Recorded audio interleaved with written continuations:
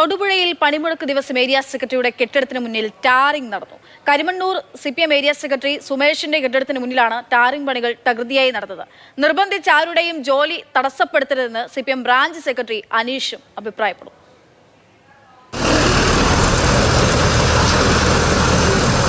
Thodupuzha Karimannoor area secretary PP സുമേഷിൻ്റെ ഉടമസ്ഥയിലുള്ള കെട്ടിടത്തിൻ്റെ മുന്നിലെ tarring ജോലികളാണ് ഈ പണിമുടക്ക് ദിവസം നടന്നത്.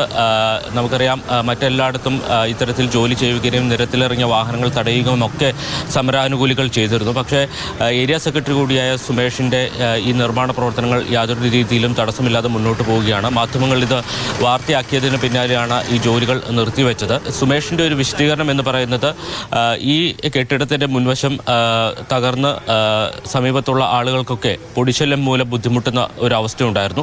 അപ്പോൾ അത് പരിഹരിക്കുന്നതിന് വേണ്ടിയിട്ടാണ് ഈ ടാറിംഗ് ജോലി ചെയ്തത്.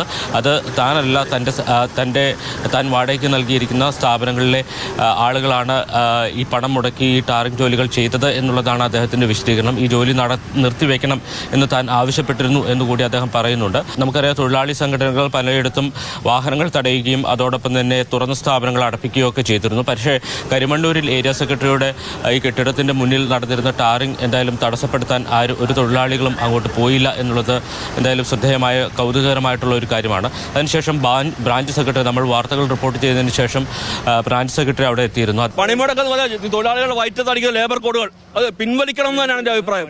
നിർബന്ധിച്ച് സഹകരിക്കാൻ പറ്റില്ല. പണി മുടക്കാൻ സ്വാതന്ത്ര്യമുണ്ട്. ജോലി ചെയ്യണവർ ജോലി ചെയ്യാൻ സാധ്യതയുണ്ട്. നിർബന്ധിച്ച് ജോലി തടസ്സപ്പെടുത്തുന്ന ഒരു സ്ഥിതി ഉണ്ടാകരുത് എന്നുള്ളതാണ് അദ്ദേഹത്തിൻ്റെ നിലപാട്. പക്ഷേ സംസ്ഥാനത്തിൻ്റെ പലയിടത്തും അതായിരുന്നില്ല സാഹചര്യം എന്നുകൂടി ചൂണ്ടിക്കാട്ടുന്നു.